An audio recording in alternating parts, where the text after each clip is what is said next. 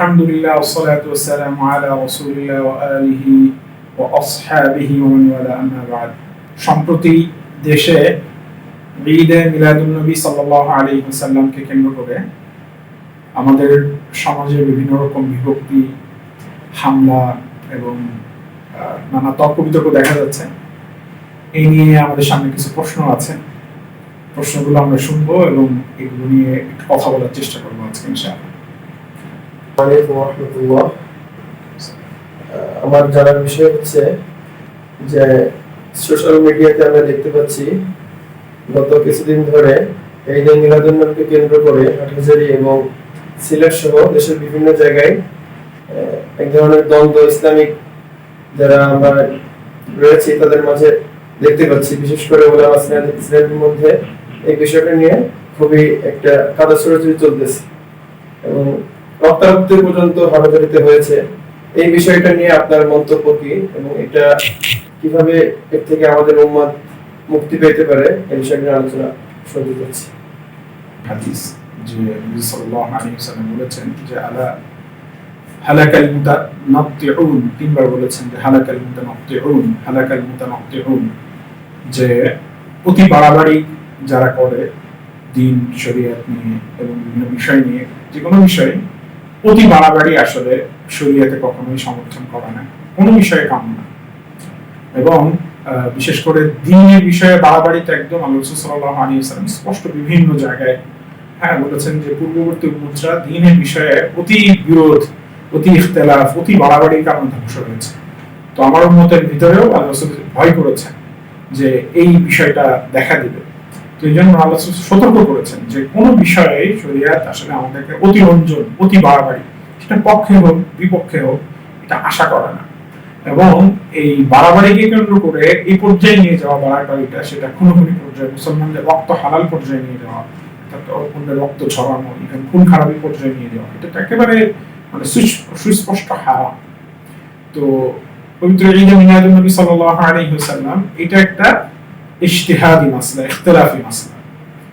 উলামা ইকরাম এটা যখন থেকে এটা উৎপত্তি হয়েছে, আপনারা যদি ইতিহাস দেখেন তো এ পর্যন্ত লম্বা সময় চলে গিয়েছে। এটা একদিনের বিষয় না যে আজকে নতুন একটা জিনিস উৎপত্তি হয়েছে।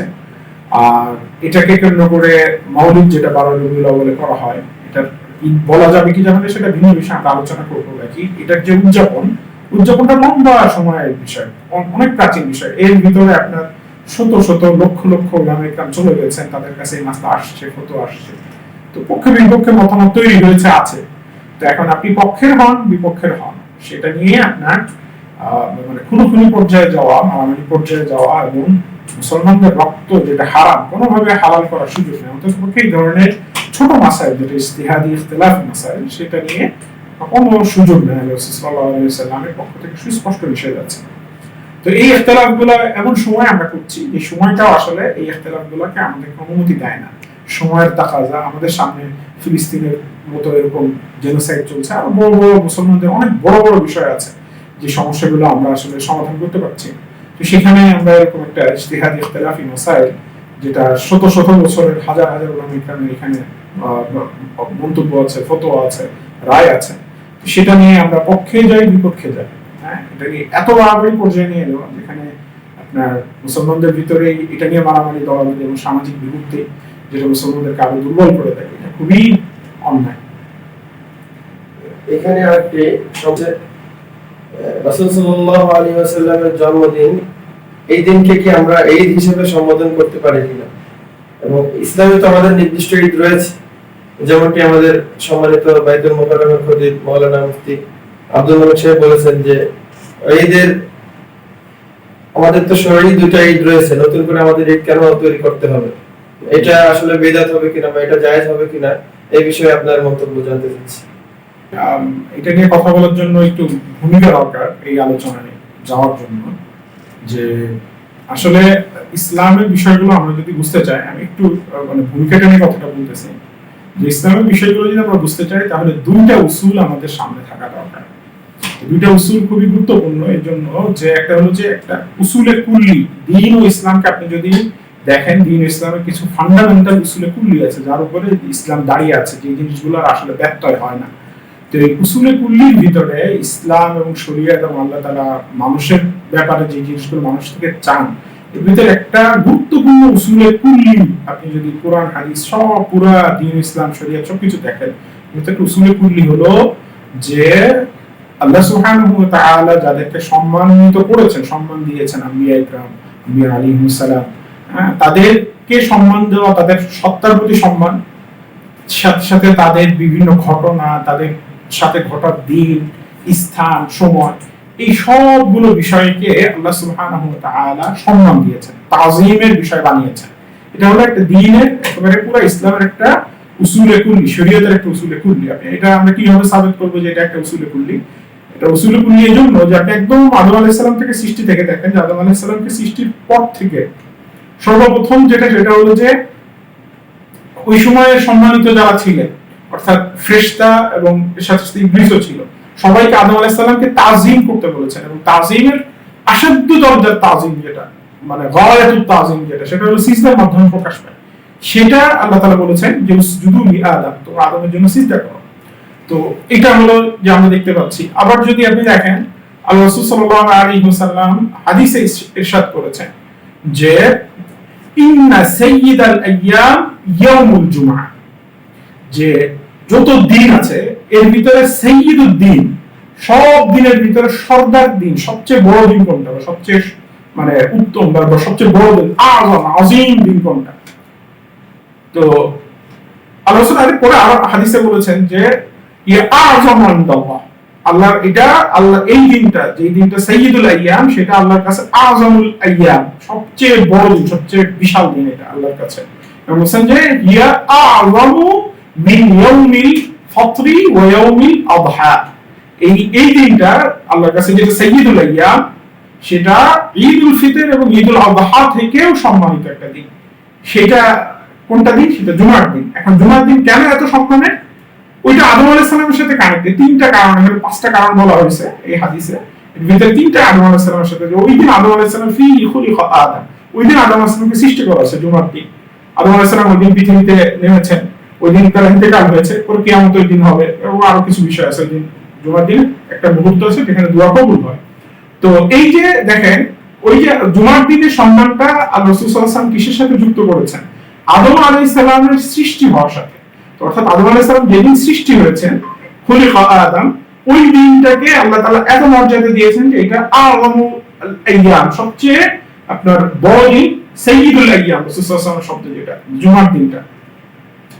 তো এইটা আমরা দেখতে পাচ্ছি, এটা এখান থেকে আমরা বুঝতে পারলাম। এর সাথে সাথে যেমন দেখেন যে অন্যান্য আরো যত ইবাদত আছে, হজের ক্ষেত্রে, তারপরে আল্লাহ কুরআনে আল্লাহ তাআলা বলেছেন যে ওয়াত্তাখিযু মিন মাকাম ইব্রাহিম মুসাল্লা, যেখানে মাকাম ইব্রাহিম, যেখানে আল্লাহ ইব্রাহিম আলাইহিস সালাম দাঁড়িয়ে বাইতুল্লাহ নির্মাণ করেছেন, ওইখানে আপনি নামাজ আদায় করেন। তো এরপরে আমাদের কুরবানি, তারপর আরো অনেক ইসলামের আপনি যদি ইবাদতগুলো খুঁজেন, এর আসল যদি খুঁজেন, এটা দেখা যাবে যে বিভিন্ন নবী রাসূলগণের হয় এটা কোনো ঘটনা, বড় কোনো ধরনের ঘটনা, আসলের কথা আমরা জানি, আরো অনেক আকসার, মানে ইবাদতের ক্ষেত্রে বড় একটা অংশ, সব ইবাদতের কথা বলছি না, বড় একটা অংশ এটা মূলত হলো পূর্ববর্তী নবীগণের, হয়তো তাদের বড় একটা কোনো দিন, সেটা জন্মের দিন হোক, যেমন জুমার কথা বললাম, এরপরে তাদের বড় কোনো ঘটনা হোক, যেমন আমরা হজের ক্ষেত্রে যে সমস্ত আহকাম পালন করা হয়, হ্যাঁ, সাই করা হয় সাফা মারওয়ার ভিতরে, তারপরে জমজমের বিষয়, তারপর হযরত ইব্রাহিম ইসমাঈল আলাইহিস সালামের ঘটনাগুলা, কুরবানির বিষয়, ম্যাক্সিমাম জিনিসপত্র আপনি যদি ভালো করে তত্ত্ব তালাশ করেন, তাহলে এইটা কোনো না কোনো নবী রাসূলের কোনো ঘটনার সাথে বা বড় কোনো বিষয়ের সাথে যুক্ত, যেটা কোনো একটা স্মৃতি, সেই স্মৃতিটা কোনো একটা দিন হতে পারে, কোনো একটা স্থান হতে পারে, কোনো একটা ঘটনা হতে পারে তাদের সাথে ঘটা। এগুলোকে আল্লাহ তাআলা ইসলামে কি করেছেন? একেবারে ইবাদত বানিয়েছেন। তো তার মানে আমরা এখান থেকে যেটা বুঝতে পারি সেটা হলো যে পূর্ববর্তী আম্বিয়া ইকরামের সাথে ঘটে যাওয়া, তাদের সাথে বড় বড় যে ঘটনা আছে, সেই ঘটনাগুলা, সেই দিনগুলা, সময়গুলা, স্থানগুলো আপনার কি, এগুলো আল্লাহ তাআলা তাজিমের জন্য বানিয়েছেন, এগুলোকে সম্মানিত বানিয়েছেন। এটা প্রমাণিত হয়, এটা একটা উসুলে কুল্লি, শরঈ উসুল, যা আমাদের অনেক ঘটনা, অনেক আহকামাত থেকে এটা সাবেত। এবং এটার যে তাজিম হয়, এটা একদম সরাসরি নস থেকে যেমন সাবেত আছে, যেমন আদম আলাইহিস সালামের জন্মের কথা, জুমার দিনের কথা তো আমরা হাদিসেই পাচ্ছি, পবিত্র কোরআনে আছে ওয়াসালামু আলাইয়া ইয়াউমা উলিদতু ওয়া সালামু আলাইহি ইয়াওমা উলিদা, হযরত ঈসা আলাইহিস সালামের ক্ষেত্রে আছে যে যেদিন তিনি জন্মগ্রহণ করেছেন আল্লাহ তাআলা সালাম পাঠিয়েছেন। আবার হযরত ইয়াহইয়া আলাইহিস সালামের ক্ষেত্রে আছে তাদের জন্মের কথা। তো এরকম আপনি যদি জন্মের দিনের কথা যেমন পাচ্ছেন, আমরা পাচ্ছি বিভিন্ন সময়, আবার কি পাচ্ছি বড় বড় ঘটনার জায়গার কথা আমরা জানি যে জায়গাগুলো অনেক সম্মানিত হয়ে যায়। হ্যাঁ, আপনি যদি মেরাজের ঘটনা দেখেন, সেখানে আল্লাহ রাসূল সাল্লাল্লাহু আলাইহি ওয়াসাল্লাম কি করেছেন, যখন তিনি মেরাজে যাচ্ছিলেন বিভিন্ন জায়গায় তিনি নেমেছেন। হযরত জিবরাইল আলাইহিস সালাম বলেছেন যে ইনজিল, আপনি নামেন, সাল্লি রাকাতাইন, দুই রাকাত নামাজ আদায় করেন। এরপর জিজ্ঞাসা করেছেন যে আপনি জানেন যে কি জন্য আপনি এই জায়গাটা নামাজ পড়েছেন। কথা হযরত ঈসা আলাইহিস সালাম যেখানে জন্ম নিয়েছেন, বাইতুল লাহাম বলে যেটাকে, ওইখানে আল্লাহ রাসূল সাল্লাল্লাহু আলাইহি ওয়াসাল্লাম নামাজ আদায় করেছেন। তো ঈসা আলাইহিস সালামের জন্মের জায়গাটাও আল্লাহর কাছে সম্মানিত, এবং সেখানে আল্লাহ রাসূল সাল্লাল্লাহু আলাইহি ওয়াসাল্লাম নামাজ আদায় করেছেন, মদিনাতে নামাজ আদায় করেছেন, কারণ ওখানে হিজরত হবে। তো এরকম যেখানে যেখানে বড় বড় ঘটনা, হযরত মুসা আলাইহিস সালাম তুর পাহাড়ে যেখানে আল্লাহ সুবহানাহু ওয়া তাআলার সাথে কথোপকথন করেছেন, সেখানেও আল্লাহ রাসূল নামাজ আদায় করেছেন।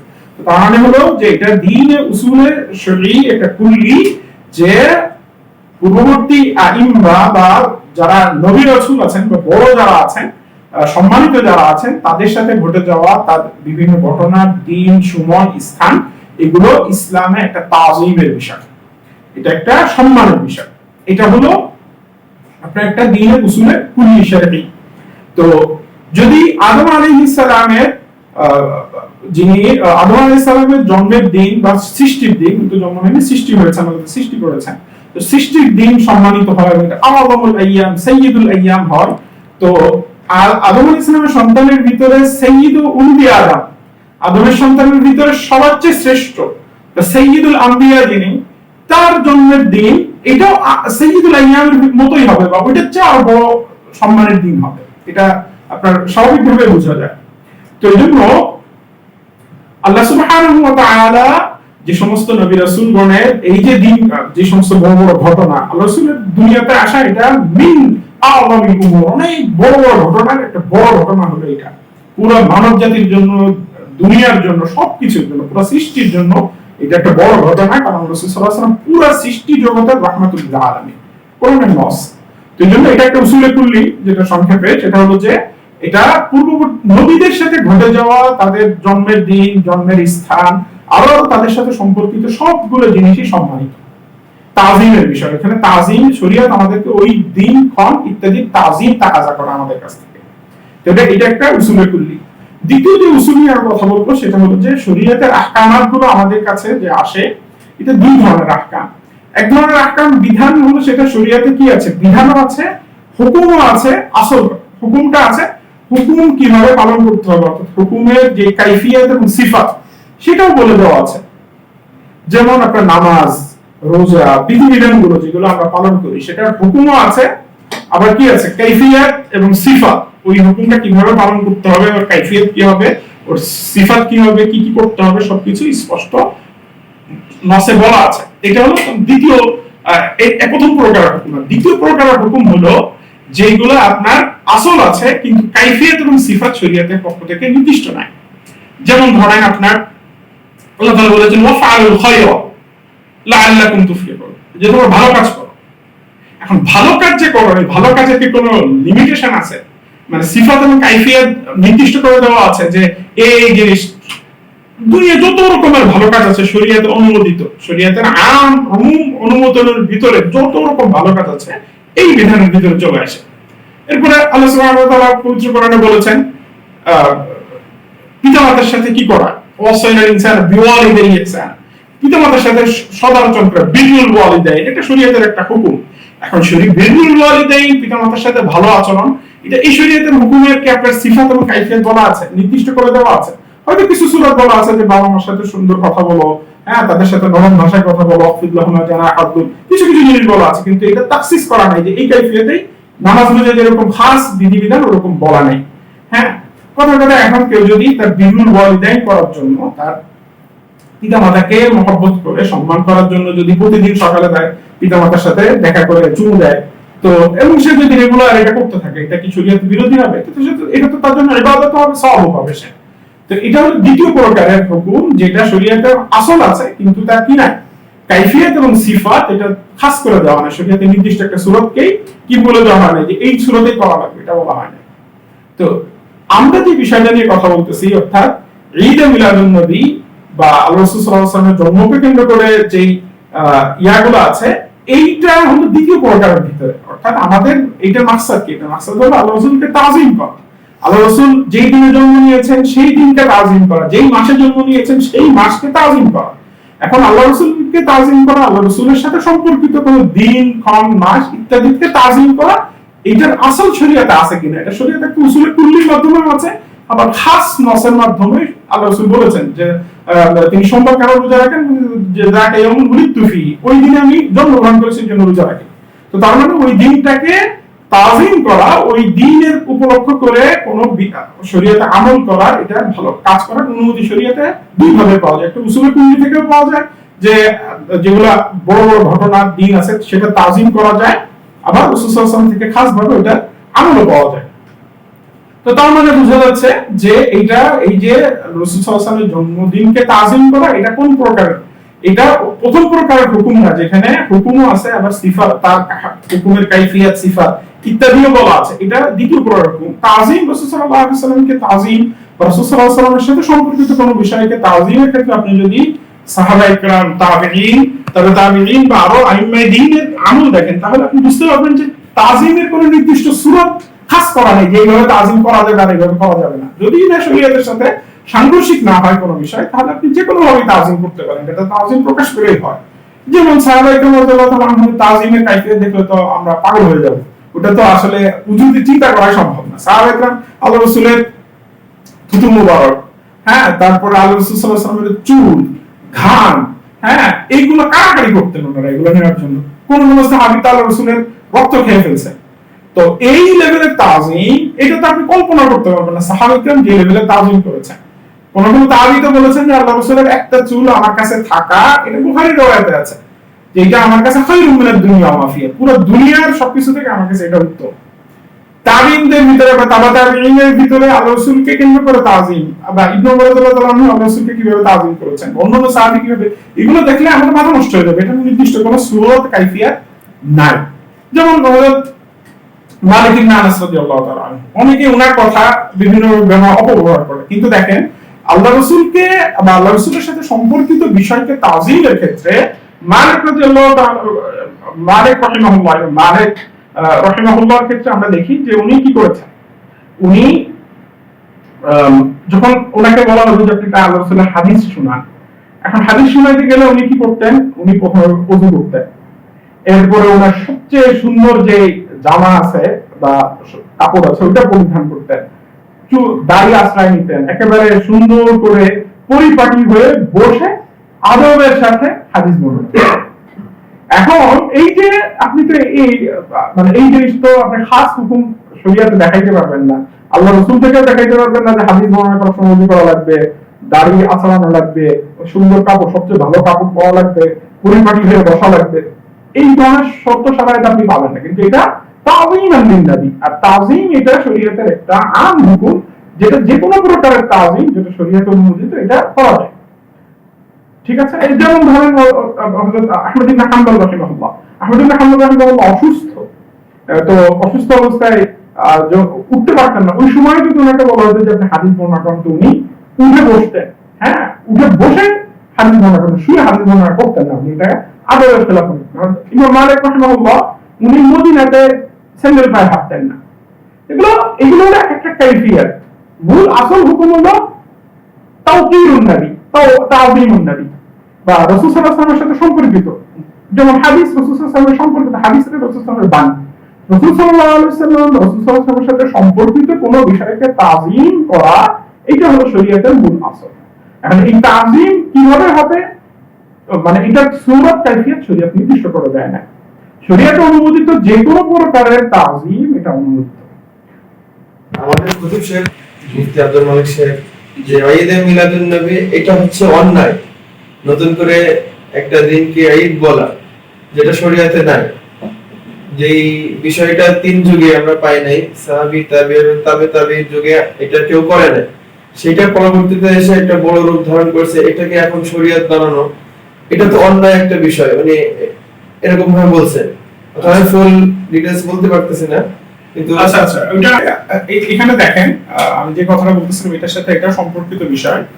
সেটা হলো যে রাসূল সাল্লাল্লাহু আলাইহি ওয়াসাল্লাম যেদিন জন্ম নিয়েছেন, হ্যাঁ, সেই দিন বা সেই মাস বা সেই সময়টাকে আমাদের তাজিম করা, তাওকীর করা, সেটা আমাদের তাজিমের বিষয় বানানো, হ্যাঁ, সেটা সম্মান করা, সেটার উপলক্ষে খুশি হওয়া বা সেটাকে ইহতিফাল করা, এইটা শরীয়তে অনুমোদিত বিষয় কিনা, এটা হলো মূল প্রশ্ন।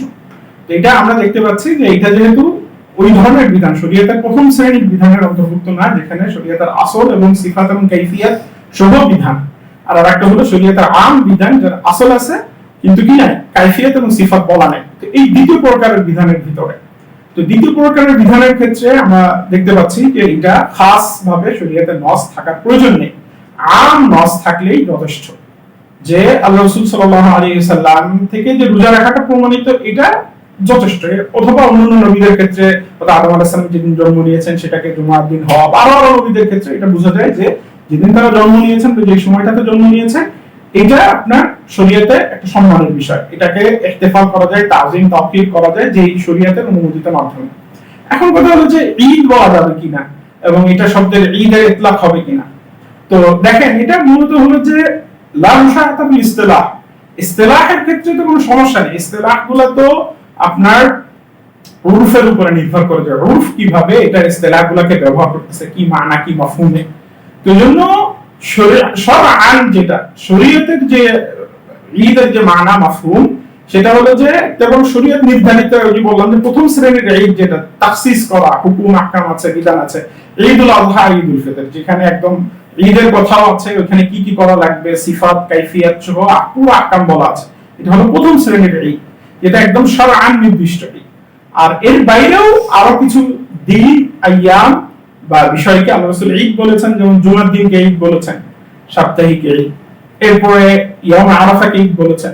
তো এগুলো ওই ধরনের ঈদ যেটা আপনার ওই সিফাত কাইফিয়াত সহ খাস ঈদ না, এটা হলো এক ধরনের আম খুশির দিন বা বড় দিন বা সম্মানের দিন, যেমন জুমার দিনকে সাইয়্যিদুল আইয়াম বলা হয়েছে বা আযমু ইনদাল্লাহ বলা হয়েছে, ইভেন শরীয়ী যে ঈদ তার চেয়ে বড় দিন বলা হয়েছে জুমার দিনকে, হাদিসে বলা হয়েছে। তো একটা হলো খাস শরীয়তের ঈদ, আর একটা হলো যে ঈদের সাধারণ ইতলাক, স্বাভাবিকভাবে ঈদ, যেটা রাসূল সাল্লাল্লাহু আলাইহি ওয়াসাল্লাম বলেছেন জুমার দিনকে ইয়াউম আরাফাকে। তো দ্বিতীয় মানা যেটা আম মানা বা মুলাবি মানা আমরা বলতে পারি, বা শাব্দিক অর্থে, শাব্দিক অর্থে ঈদের ব্যবহার আছে বিভিন্ন জায়গায়। তো খুশির অর্থে, উদযাপনের অর্থে বা সম্মানের অর্থে এটা ব্যবহার করা যেতে পারে, যেমন জুমাকে বলা হয়েছে, যেমন এটার সাথে সাংঘর্ষিক না বিষয়টা। এবং শরীয়তে যেটা বলেছেন যে শরীয়তে দুই নির্দিষ্ট, ওটা হলো খাস ঈদ, কিন্তু আম ঈদ, আম জুমাও তো শরীয়তে ঈদ, আবার আম ঈদ হিসেবে ইয়াউম আরাফা শরীয়তে ঈদ। তার মানে তাহলে চারটা ঈদ বলতে হবে না, আমরা চারটা, দুইটা আসলে খাস বিধান শরীয়তে, আর বাকি যেগুলো আছে এবং এর উপরে জিয়াদা করা যাবে কিনা, জিয়াদা তো ওই যে লুগাবি মানাটা করা যেতে পারে, ইসতিলাহের ক্ষেত্রে তো কোনো সমস্যা নেই, ইসতিলাহ যদি সহিহ মানা সহিহ মাফহুমে পড়ে থাকে। এখন কথা হলো যে আমরা যারা এটাকে ঈদ মিলাদুন নবী বলতেছে, তারা সহিহ মানায় বলতেছে কিনা। তারা তো বলতেছে যে না, আমরা এটা শরঈ কোনো মানা, এটা খাস কোনো ইবাদতের কোনো কাইফিয়ত দিচ্ছি না, এবং এটাকে আমরা বলতেছি না যে এটা শরীয়তের বিধান, এটা করা লাগবে। যেমন ঈদুল ফিতর বা ঈদুল আযহাতে আমরা জানি যে এই কাজ করা লাগবে। তো এরকম আপনার এই ঈদ মিলাদুন নবীকে কেন্দ্র করে যারা এটাকে ঈদ বলছে, তারা তো কোনো নির্দিষ্ট আমল বা নির্দিষ্ট বিধানকেই বলা নাই যে এটা শরীয়তের পক্ষ থেকে নির্ধারিত, এটা না করলে গুনাহ হবে, এটা ওয়াজিব, ফরজ, সুন্নাত, মুস্তাহাব কোনটাই না, যে যেভাবে পারে সে সেভাবে এটা কেউ দুরূদ সালাম পেশ করতেছে, কেউ আমল করতেছে, বা যে যেভাবে পারে, যার কাছে যেটা শরীয়তের বিধানের অনুমোদন অনুযায়ী। তো এটা লুগাবি মানে এটা বলতে কোনো সমস্যা নেই। কেন সমস্যা নেই? কারণ হলো যে আমরা যখন কোনো বিষয়কে হুকুম আরোপ করবো, হুকুম যেটা উরফে যেভাবে মানুষ যেটাকে ইয়া করতেছে, আমরা এটাকে একটা জিনিসকে ধরে নিতে হবে না। আমরা যদি ধরে নেই যে যারা ঈদ মিলাদুন নবী বলতেছে তারা মনে হয় ঈদুল ফিতর আর ঈদুল আযহার মতো করে বলতেছে, এটা তো হলো আপনার লাযিমুল মাযহাবও হলো না। আমরা কারোর যদি কারোর কথা যদি আমরা রদ করতে চাই, খণ্ডন করতে চাই, তো খণ্ডন করতে গেলে সে যেই মানা, যে মাফহুমে কোন একটা কথা বলতেছে, সেটাতেই আমাকে আমানতদারিতা হলো তার মানা অনুযায়ী খণ্ডন করা। সে যদি বলতো যে এটা শরঈ বলতেছি, তাহলে আমি শরঈ হিসেবে এটাকে খণ্ডন করবো। আর যদি বলে যে না, আমি এটা লুগাবি মানায় বা যেভাবে জুমাকে বলা হয়েছে বা ইয়াউম আরাফাকে বলা, ওই মানায় আমি বলতেছি যে ঈদ, তাহলে এটাকে আমরা কি বলবো না, এটা লুগাবি মানায় বলবো। এখন কথা হলো যে আমি যদি ধরে নেই যারা করতেছে তারা এটাকে লুগাবি মানায় বলতেছে, কিন্তু আমি এটাকে ইস্তেলাহি মানায় নিয়ে খণ্ডন করলাম, এটা খণ্ডনটা সহি খণ্ডন হইল না। যে একটা গজল প্রচলিত আছে, সকল ঈদ নবী সকল ঈদের ঈদ, এখান থেকে তোমরা বুঝতে পারি যে তারা যারা এগুলা খুব গাঢ়ভাবে পালন করে, খুব আয়োজন করে তারা এটাকে আমাদের যেই প্রচলিত ঈদ আছে, ইস্তেলাহি ঈদ যেটা আছে, ঈদুল ফিতর, এর চাইতে বেশি আয়োজন করে এরা পালন করে। হাদিস থেকে রাসূলুল্লাহ সাল্লাল্লাহু আলাইহি ওয়াসাল্লাম জুমার দিনকে সাইয়্যিদুল আইয়াম বলছেন, এবং ওয়া আ'যামু ইনদাল্লাহ মিন ইয়াউমিল ফিতর ওয়া ইয়াউমিল আযহা। এটা একদম নাসসান হাদিসে আছে। এটাকে সকল ঈদের ঈদ বলা হচ্ছে না, জুমার থেকে আরো যত ঈদ আছে সবথেকে বড় ঈদ হচ্ছে ঈদে মিলাদুন নবী। এটা কিছু কিছু ইমাম বলেছেন এই কথা যে আপনার রাসূল সাল্লাল্লাহু আলাইহি ওয়াসাল্লামের জন্মের দিন বা জন্মের রাত বা ইত্যাদিকে অন্যান্য অনেক থেকে শ্রেষ্ঠ বলেছেন। এটা হলো একটা আপনার জুমার উপর, যেমন আদম আলাইহিস সালামের জন্মটাকে উপলক্ষ করে যদি জুমাকে সাইয়্যিদুল আইয়াম বলা যায়, তাহলে রাসূল সাল্লাল্লাহু আলাইহি সাল্লামের জন্মদিনটাকেও ওই আইয়ামের চেয়ে সাইয়্যিদুল আইয়াম বলা যায় কিয়াসান আলাইহি। কিছু কিছু ইমামের থেকে বা আলেমদের থেকে এই ধরনের কথা আছে। এই বিষয়টাকে কেন্দ্র করে এই কথা না, এটা তো এই বিষয়টাকে কেন্দ্র করে যে আলেমদের মাঝে একটা বিভক্তি তৈরি হচ্ছে, এবং একজন আরেকজনকে যে পরিমাণ আর কি অ্যাটাক করতেছে ভাষার, মুখের ভাষার মাধ্যমে। একজন দেখলাম যে তার চেহারা সুরত এবং কাইফিয়ত নিয়ে মানুষের এগুলো নিয়ে ঠাট্টা করতেছে। এনায়েতুল্লাহ আব্বাসী সাহেবের সাথে থাকে, নাম হচ্ছে মাসুক বস, তার একটা ভিডিও দেখলাম, সে আব্দুল মালিক সাহেবকে কেন্দ্র করে তাকে খুব তাচ্ছিল্যের সাথে কিছু কথা বলতেছে। এই বিষয়গুলো আসলে মানে উম্মতের মাঝে একটা পার্থক্য তৈরি করে দিচ্ছে। এইগুলো থেকে উম্মতকে এখান থেকে বাঁচাবে। বিষয়গুলো তো আসলে গঠিত, এবং কোন আলেমের সাথে কোন আলেমের সাথে বেয়াদবি করা, এবং আব্দুল মালিক সাহেবের মতো একজন জাতীয় পর্যায়ের খতিব যিনি, তাকে নিয়ে এরকম ব্যঙ্গ করা, বিদ্রুপ করা, এটা কোনোভাবেই শরীয়তে জায়েজ হয় না। আল্লাহ তানাদাসু বিল আলকাব, এবং মানুষের শারীরিক গঠন নিয়ে, নাম নিয়ে বা আরো বিষয়গুলো নিয়ে, সেগুলো নিয়ে একেবারেই একটু নাজায়েজ, এগুলো করার কোনো সুযোগ নেই। আর বাকি যে বিষয়টা, সেটা হলো যে যেটা নিয়ে বিতর্কটা হয়েছে, সেটা হলো ঈদে মিলাদুন নবীকে কেন্দ্র করে আব্দুল মালিক সাহেব হুজুরের একটা বক্তব্য নিয়ে। তো এখানে আব্দুল মালিক সাহেব হুজুর যে দৃষ্টিভঙ্গি থেকে বলেছেন, এটা ফাহামের পার্থক্য। উনি হুজুর একটা দৃষ্টিভঙ্গি থেকে বলেছেন, আর তারা যে দৃষ্টিভঙ্গি থেকে করে, দুটো এক না। তারা বলে যে আমরা একটা লুগাবি মানায় করি, আমরা শরীয়ী কোনো ঈদ বানাচ্ছি না, এটা শরীয়ী কোনো ঈদ না। আর বিভিন্ন ইমামরা এটা ঈদ বলার একটা বৈধতাও আছে, শরীয়তে নসও আছে, বিভিন্ন দিনকে ঈদ বলা হয়েছে। তো এরকম একটা দিন যদি বলা হয়, তো এটা বিভিন্ন ইমাম থেকে আছে, পূর্ববর্তী আইনদের থেকে। আর বাকি এটা সমস্যা নেই, এটা হলো তাদের কথা। আর আব্দুল মালিক সাহেব বা ওনারা যে দৃষ্টিভঙ্গি থেকে বলেন, সেটা হলো যে শরীয়তে আপনার যেটা খাস এই এর সাথে এক ধরনের তানাফুস তৈরি হয়ে যায়, নতুন কিছু একটা বেদাত তৈরি করা হচ্ছে দিনের ভিতরে, এই দৃষ্টিভঙ্গি থেকে বলেছেন। তো এটা হলো দৃষ্টিভঙ্গির পার্থক্য, ফাহামের পার্থক্য। তো ফাহামের পার্থক্যের ক্ষেত্রে আমরা ওটাই বলবো যে যেহেতু এটা ইজতিহাদি মাসলা, ইখতিলাফুল আরা, উলামা ইকরামের চিন্তার পার্থক্য, ফাহামের পার্থক্য। তো এই ক্ষেত্রে দেখা যাচ্ছে যে দুই পক্ষেরই আলেম ওলামা আছেন। বিশেষ করে আমরা যদি তত্ত্ব তালাশ করি, তাহলে রাসূল সাল্লাল্লাহু আলাইহি ওয়াসাল্লামের মাউলিদকে কেন্দ্র করে কিতাব লেখা থেকে শুরু করে, আপনি যদি কিতাবগুলো জমা করেন যে রাসূল সাল্লাল্লাহু আলাইহি ওয়াসাল্লামের ইয়াউম মিলাদুন নবী বা মাউলিদকে কেন্দ্র করে যে সমস্ত কিতাব লেখা হয়েছে বা মিলাদে পড়া হবে, এই নিয়ত করে যে সমস্ত, এটা বিশাল একটা কালেকশন হয়ে যাবে। আবার শত শত আলেম, ওই যে বললাম যে 600 হিজরি 500 হিজরি কাছাকাছি থেকে আপনার এটা প্রচলন হওয়াতে এখন তো লম্বা সময় 700-800 বছরের ব্যবধানে শত শত হাজার হাজার আলেমদের বক্তব্য আছে এসবের পক্ষে। বর্তমানে দেখতেছে যে এটাকে কেউ সাবিত করার জন্য চ্যালেঞ্জ করতেছে, এটা আমি সাবিত করে দিব। আবার কেউ এটাকে নাকচ করার জন্য চ্যালেঞ্জ গ্রহণ করতেছে যে এটা আমি নাকচ করে দেব। একজন বেদাত সাব্যস্ত করতেছে, আর আরেকজন এটাকে ভালো কাজ হিসেবে দেখানোর চেষ্টা করতেছে। এইগুলো আসলে এই ধরনের যে কিছু কিছু বিষয় যে দুই দিকেই দলিল দেওয়া যায়, এমন ক্ষেত্রে তো খুবই একটা জটিল একটা পরিস্থিতি তৈরি হয় যে মানুষ আসলে কারটা গ্রহণ করবে, সঠিক মাসলাক সঠিক মানহাজ আসলে কোনটা, এটা আমাদের সহজ উপায় কি?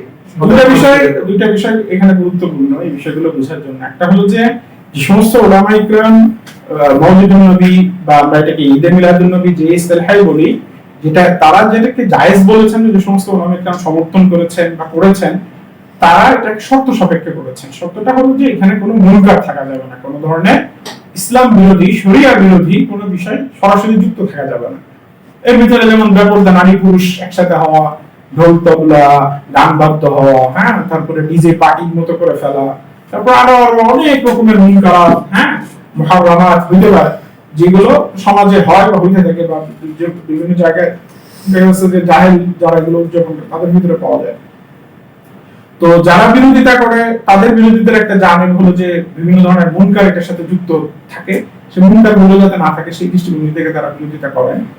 আর যারা এটার পক্ষ নিয়ে থাকে তাদের পক্ষ নিয়ে একটা যুক্তি আছে, সেটা হলো যে আপনার এটা তো দীর্ঘ সময় ধরে উলামা ইকরামের এক ধরনের নবমিয়াল ইজমা, একেবারে কয়েক যুগে, হ্যাঁ, শত শত আলেমের এটার পক্ষে বক্তব্য আছে, বিপক্ষে একজন দুইজন তিনজন চারজন পাঁচজন আলেম, পুরা 400 500 800 হিজরি এই সময়ের ভিতরে আপনি যদি এই বিপক্ষে যদি দেখেন যে 4-5 জন আলেম আর পক্ষে সব আলেম, তার মানে এটা আপনার এক ধরনের উলামাদের সম্মতি পাওয়া যায়। আর দুই নম্বর হলো যে এটার একটা তাআমুল হয়ে গেছে, একেবারে উম্মে বাবুর মতো সব জায়গায় সব দেশে ছড়াই গেছে এটা, এবং সারা পৃথিবীতে এটা আমল হচ্ছে।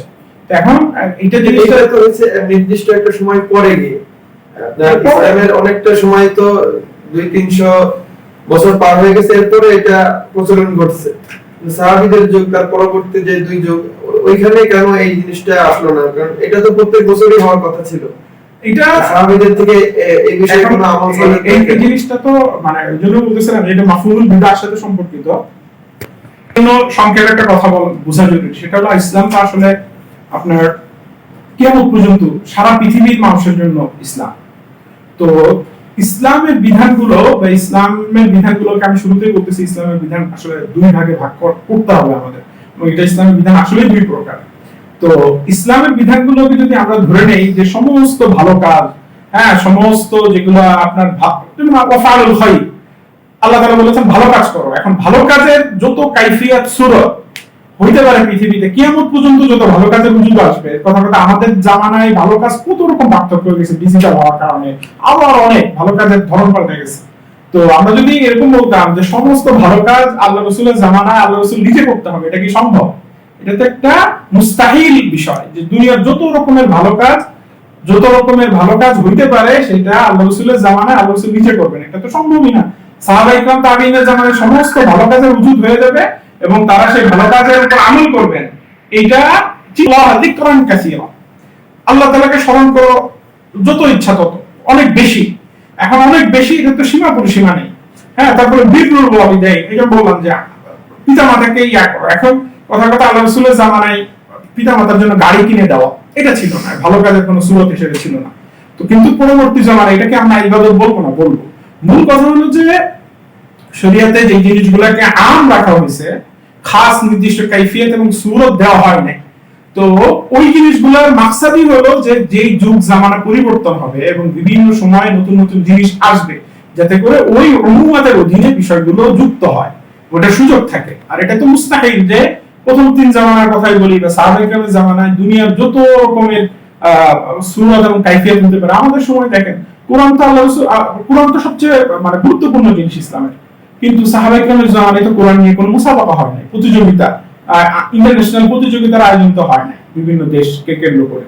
আবার সেই মুসাবাকাকে কেন্দ্র করে আপনার পুরস্কার দেওয়া, অনুষ্ঠান করা, দেশে দেশে এটার একটা ইয়া হওয়া, এবং যারা বিজয়ী হচ্ছে তাদেরকে সংবর্ধনা দেওয়া, র্যালি করা, এই যে এগুলো তো ধরনের পরিবর্তন। তো তাজিমুল কোরআন বা কোরআন হিফজুল কোরআন এটা শরীয়তের আসল হুকুম, মূল বিষয়। এখন শরীয়তে যখন এটা সাবিত হয়ে গেছে যে তাজিম করা যাবে, কোরআনের হিফজ করা জরুরি, তাজিম করা জরুরি, এখন কোরআনের তাজিম হিফজের সহায়ক যত সূরত এবং কাইফিয়াত কিয়ামত পর্যন্ত আসতে থাকবে, ওইটা ওই শরীয়তের আম আসলের অধীনে হবে। একইভাবে তাজিমুল কোরআন যেমন একটা আসল, তার অধীনে কোরআনের মুসাবাকা করা যায়, কোরআন নিয়ে ইহতিফাল করা যায়। ইহতিফাল তো হচ্ছে সারা ইহতিফাল দুয়ারি, হ্যাঁ, বা আল আলামী হচ্ছে, ইন্টারন্যাশনালি কি হচ্ছে, বিভিন্ন ধরনের কোরআনের অনুষ্ঠান হচ্ছে। তো এরকম ভাবে আরো অনেক বিধান, হাদিসকে কেন্দ্র করে মুসাবাকা হচ্ছে, ইহতিফাল হচ্ছে, হাদিসকে কেন্দ্র করে ওই যে আমি বললাম অনেক আমল, মালিক রাহিমাহুল্লাহ একরকম করেছেন, আহমদ ইবনে হাম্বল একরকম করেছেন। এরকম ভাবে তাযীমুন নবী, তাওকীরুন নবী এটা আসল শরীয়তের। এখন এর কাইফিয়ত সূরত যুগ অনুযায়ী, সময় অনুযায়ী, ব্যক্তি অনুযায়ী এটা পরিবর্তন হবে। তো এটা এই কাইফিয়তে, এই সূরতে সরাসরি সাহাবায়ে কেরামের থেকে থাকাটা জরুরি না, আর নেই কথাটা বলা যাবে না। হাদিসে আছে সাহাবা এক মজলিসে আল্লাহ রাসূল সাল্লাল্লাহু আলাইহি ওয়াসাল্লাম আসছেন, সাহাবাইরা আলোচনা করতেছেন, আল্লাহ রাসূল বলছেন যে তোমরা এখানে কেন বসে আছো? তো সাহাবাইরা বলেছেন যে আল্লাহ তাআলা যে আপনাকে আমাদের মাঝে নিয়ামত হিসেবে বিনা আমাল্লাহু আলাইনা বিক, যে আপনাকে আমাদের কাছে যে নিয়ামত হিসেবে পাঠাইছে, এটা নিয়ে আমরা আলোচনা করতেছি। তো এই আলোচনা তো এই যে এবং লাকাদ মান্নাল্লাহু আলাল মুমিনিনা কোরআনে আছে, আল্লাহ তাআলা আল্লাহ রাসূলকে আমাদের জন্য নিয়ামত হিসেবে পাঠিয়েছেন, এটা সাহাবারা আলোচনা করেছে। এখন ওই আলোচনার মজলিসের কাইফিয়ত, হাইয়াত, সূরত আর আমাদের আলোচনা, আমাদের তাজিম, তাওকির, আমাদের সময়ের হাইয়াত কাইফিয়ত কখনো এক হবে না, এটা স্বাভাবিক। তো এইজন্য একটা হলো যে আলোচনা ছিল না এটা না, আলোচনা ছিল, বাকি একটা নির্দিষ্ট কাইফিয়ত, সূরত বিভিন্ন জামানার পরিবর্তনে শরীয়তের উমুমের অধীনে থাকলে, শরীয়তের যদি আম বিধানের অধীনে হয় তাহলে এটাকে আমরা জায়েজ বলতে পারি, এবং ওলামা একদম জায়েজ মুস্তাহাব এগুলো বলেছেন। তো এই জন্য এই কথা বলা, যারা এই কথা বলে যে শরীয়তের সমস্ত বিধান নির্দিষ্ট খাস কাইফিয়াতে, খাস আহকামে সব বিধান স্পষ্টভাবে থাকা লাগবে, এটা একটা মুস্তাহিল দাওয়া, এটা সম্ভবই না। যেগুলো দরকার আল্লাহ, এই তো যেই বিধানগুলোর জন্য সূরত এবং কাইফিয়াত সহ আসা দরকার সেগুলো এসে গেছে কামেল দিন, কিন্তু যেই বিধানগুলো পরিবর্তন হবে অর্থাৎ উমুমাতের অধীনে, শরীয়তের যত আম বিধান আছে যেগুলোর ক্ষেত্রে হাইয়াত এবং কাইফিয়াতকে নির্দিষ্ট করা হয় না, অথবা নির্দিষ্ট করলে ওটা মাকসুদ না যে এই নির্দিষ্ট কাইফিয়াতে হওয়া লাগবে, সেক্ষেত্রে যেমন তাসবিহাতের ক্ষেত্রে নামাজের পরে বা বিভিন্ন সময় কিছু কিছু তাসবিহাত আছে, আবার আপনি যদি সারাদিনও তাসবিহ করতে থাকেন, জিকির করতে, ওটা মান্য না। এই জন্য শরীয়তের আম যত বিধান আছে এগুলোর তাকাজাই হলো, উদ্দেশ্যই হলো যে বিভিন্ন সময়, ব্যক্তি, সময়, সমাজ, মানুষের কাইফিয়াতে পরিবর্তন হয়, মানুষের উদযাপনের যে সূরত, হাইয়াত, কাইফিয়াত, তাজিম, তাওকির, হাইয়াত, কাইফিয়াত পরিবর্তন হয় সময় সময়। কথা আমাদের সময়ে কোন একটা কিছু মানুষ এখন উদযাপন করে, মানুষ কি রাস্তায় নেমে যায়। এখন কোন একটা কিছু উদযাপনের জন্য আপনি শুকরানা মিছিল বা মাহফিল বা র্যালি অমুক তো প্রত্যেকে, এখন এটা হাইয়াত কাইফিয়াত হয়তো 200 বছর আগে, 500 বছর আগে যে সমাজ ব্যবস্থা ছিল, রুফ যেটা ছিল, ওইটা ওইরকম উদযাপনটা ওইরকম ছিল না, তাজিমটা ওইভাবে ছিল না। বা আমাদের 50-100 বছর পরে কোনো কিছু তাজিম বোঝানোর জন্য ওইটার হাইয়াত কাইফিয়াত আর রকম থাকবে না। এখন আপনি কথা কোন একজন কোরআনের হাফেজ, সে বিশ্বজয়ী হয়েছে, আপনি তাকে তাজিম করতেছেন, র্যালি করতেছেন মোটরসাইকেল নিয়ে, গাড়ি নিয়ে, হ্যাঁ, তাকে শো ডাউন করতেছেন শহরে শহরে, এই হাইয়াত কাইফিয়াত তো আপনি চিন্তা করতে পারবেন না আগেকার জামানায়।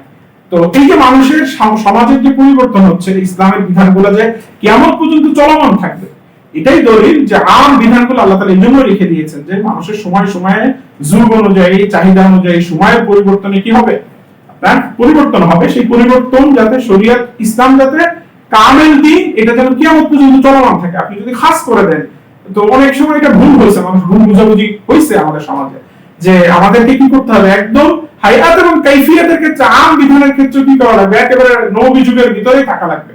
তো ওইটার জন্য দেখবেন যে অনেকের ভিতরে এরকম, তারা খাটে সই না, হ্যাঁ, অনেকে আছে যে ইসের পাত্রে, এই যে আমাদের কাচের গ্লাসে পান করা না, তারা আল্লাহ রাসূলের জামানার সাথে মুশাবা রাখতে চায়।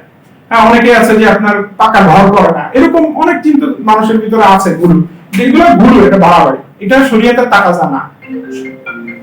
আপনার মৌলিক কথা যে আপনার শরীয়ত আম আসলের অধীনে আছে কিনা, এই জন্য বিদআত যেটা বলেছেন উলামা ইকরাম, সেটা হলো যার শরীয়তে কোনো আসল না, আল্লাহর হাদিসে রাসূল বলেছেন যে যেটা প্রত্যেক মুহদাস বিষয়, যেটা নতুন সৃষ্ট বিষয়, মা লাইসা মিনহু, শর্ত হলো যেটা শরীয়তের সাথে যার কোনো আসল নাই, যেটা শরীয়তের অংশ না। যেটা শরীয়তের আসল আছে সেটা শরীয়তের আম বিধানের ভিতরে হইতে পারে, কিয়াসের মাধ্যমে হইতে পারে, ইজতিহাদের মাধ্যমে হইতে পারে, যেটার সাথে শরীয়ত যুক্ত, যেটা ইজমার মাধ্যমে হইতে পারে, বিভিন্ন ভাবে, এটা একদম খাস কাইফিয়তের সাথে থাকা লাগবে এরকম না। তো যেটা শরীয়তের অংশ না, বা নাহদাসা ফি আমরিনা হাযা মা লাইসা, শর্ত হলো মা লাইসা মিনহু, শরীয়ত থেকে যেটা অংশ না সেটা হওয়া লাগবে। তো সেটা বাতিল, সেটা ইসলামে গ্রহণযোগ্য না, সেটা বেদাত। কিন্তু যেটা শরীয়ত থেকে আসল বের করা যায়, যেটার আসল শরীয়তে আছে, সেটা শরীয়তে বেদাত না। এজন্য এই যে মাউলিদুন নবীকে কেন্দ্র করে উলামা ইকরামের বক্তব্যগুলো দেখে একটু বলছেন এটা শরীয়তের আসলে আছে।